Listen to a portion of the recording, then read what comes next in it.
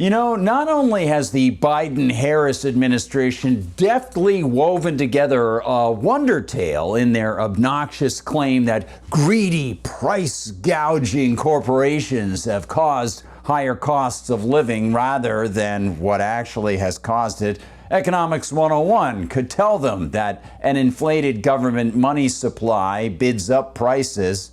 Well, Kamala Harris is going one step further. Now, the Democrat nominee for president heading into November just proposed centrally planned fascistic price controls, which are immoral, unconstitutional, and as history has already shown, they always fail. And guess what?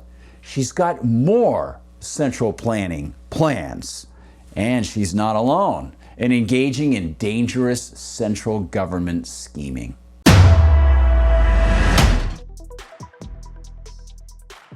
Hi everyone, I'm Gardner Goldsmith for MRC-TV. And you know, to top all of that off, Kamala Harris also just pushed a new centrally planned housing-based economy, proposing massive new government spending for home buyers that will add to the skyrocketing U.S. debt, will artificially stimulate home building, contrary to what the natural market might want, and of course follows other pie-in-the-sky central plans on the primrose path of fascistic failure.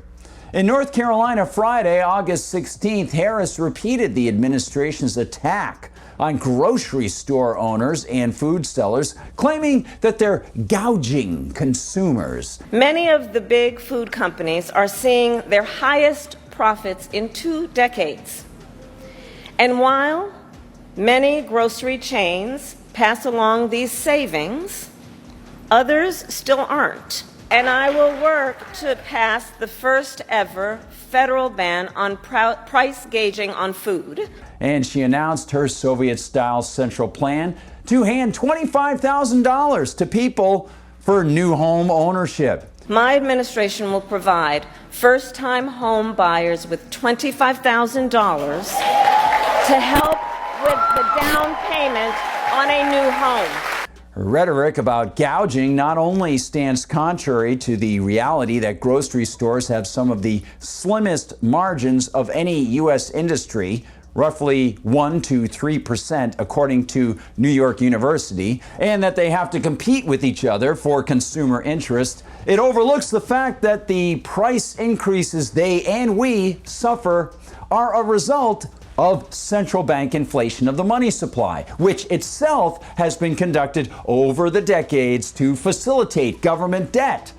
As the New York Times has noted, Harris has not offered any specifics about how she will impose a maximum price for things like food, and neither she nor the New York Times have bothered to mention that both logic and history offer ample evidence of the fact that government price controls cause shortages because they suppress the price system that suppliers need to tell them that consumers actually want something and how much of it they might want.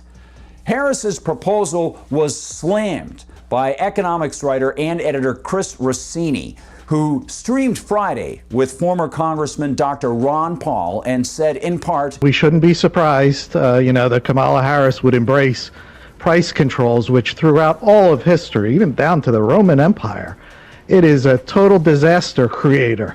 Of course, Kamala probably didn't watch their free market presentation. Likewise, she might have missed well-known economist Milton Friedman's statement from many years ago, in which he offered, in part, "You know, economists don't know much, but there's one thing we know very, very well, and that's how to produce shortages. Tell us what you want a shortage in. If you want a shortage in lettuce, we'll set a maximum legal price for lettuce below the price that prevails in the market, and I guarantee you you'll have a shortage of lettuce." As I've written for MRC-TV, the very term price gouging isn't applicable in free market trade, because in market trading, the participants freely decide to engage in the transactions. They have their own reasons, they weigh them, they see what's offered and choose to participate. I wonder, if a price drops, do politicians claim that the consumer is gouging the seller? Should Harris push for a minimum price to befriend sellers? In the two-way voluntary exchange of the market, everyone is supposed to be free to choose based on his or her own calculations. Those calculations are revealed in the price upon sale, and that information is utilized by others to adjust their market activity, to supply more or supply less, to invest more, to invest less, and so on. Ironically, Harris also engages in the second form of foolishness that I noted earlier, because she wants to subsidize home builders and sellers. In North Carolina, she also proposed a Soviet-style central plan to hand out $25,000 each to potential new home buyers. Like her price cap idea, this is not only unconstitutional and unethical, it leads to disastrous consequences. First, it pumps up prices by artificially increasing demand, a process that economists often protest by saying, if you want to see resources shifted into a certain field and see prices rise, just have the government subsidize it. Second, it repeats the foolhardy approach of criminal masterminds Bill Clinton and George W. Bush. Yes, Harris offers the same obnoxious, cronyist, pie-in-the-sky rhetoric George W. Bush pushed in his era, when, of course, he pushed for the ownership society. Coming on the heels of the Clinton administration's push to have Janet Reno pressure banks to make them hand out home loans to people who were racially favored by the administration rather than necessarily viable recipients of home loans, the Bush push for homes also ran on the back of an artificially low Federal Reserve lending and interest rate that got very, very low.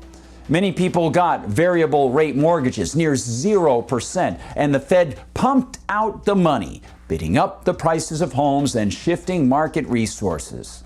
But then, as always has to happen around 2008, people could no longer afford their mortgages. Many saw their rates rise and they defaulted on their homes. Banks holding these toxic mortgages shuffled them to the federally created and subsidized Fannie Mae and Freddie Mac, thus seeing them, of course, get billions in bailouts soon thereafter. The prices of houses and the attendant resources needed for them began to be understood as being priced far too high compared to their actual value. And then those mortgages, well, they became albatrosses, and the high-priced homes had to be liquidated, even as the feds bailed out banks and Fannie and Freddie. Well, Kamala doesn't have any moral, constitutional, or economically consequential grounds to stand on, and yet she pushes the same kind of pandering, utopian, central planning that previously has already shown to have failed. And she's not alone. With personalities completely stripped here and party affiliations removed, we can also see that Donald Trump embraces this kind of egomaniacal, pie-in-the-sky, utopian central planning mindset. In a recent video that former Reagan advisor David Stockman correctly called absurd, Mr. Trump told viewers he wants to take some of the federally owned U.S. property. And no, he doesn't want to sell it off and cut the debt. No, he wants to create freedom cities on them. These freedom cities will reopen the frontier, reignite American imagination, and give hundreds of thousands of young people and other people, all hard-working families, a new shot at home ownership and, in fact, the American dream. The fact that the Constitution doesn't allow the central government to own or run land other than the 10-square-mile area of the Capitol, military garrisons, and territories, not parks, not open spaces, and not monuments, well, that fact seems to be lost on Donald Trump. The fact that the United States isn't supposed to be investing in cities, regardless of the darkly ironic use of the term freedom being attached to them, well, that also seems to be lost on Mr. Trump. The fact that the communist Chinese government already engaged in central planning and created thousands of acres of what are called ghost cities that pushed out private landowners remain unused and now are sucking up government money to be torn down? Well, yes, of course, that's also lost on Mr. Trump, who usually takes plenty of time to scorn China and demonize Chinese exports. But it gets nuttier and more economically disastrous. Trump also pushed for federal subsidies of passenger rocket flight. I want to ensure that America, not China, leads this revolution in air mobility. He wants centrally planned industrial projects. Likewise, through our Strategic National Manufacturing Initiative, which is going to be very big and very, very successful, we will turn forgotten communities into hives of industry, producing the goods we will no longer import from China. And wants to have Congress subsidize births with what he calls baby bonuses. And I will ask Congress to support baby bonuses for young parents to help launch a new baby boom. An idea already tried through numerous direct and indirect means in Australia, Italy, and Germany. It's all comically sad and removed from economic reality. It's akin to a cartoon character running off a cliff and continuing to run in midair when he doesn't realize there's nothing beneath him. Eventually, of course, reality sets in and the fall occurs. The problem is that these politically cartoonish figures and their ideas carry us down with them. Both Harris and Trump are not listening to economic reality, and they're disregarding the U.S. Constitution. It doesn't matter what political party one might like. These are just facts, and those facts are waiting for the cartoon characters to look down and see what's looming because of their central plans. Thanks for watching, everybody. A little dose of economic and constitutional and historical reality for both big party players.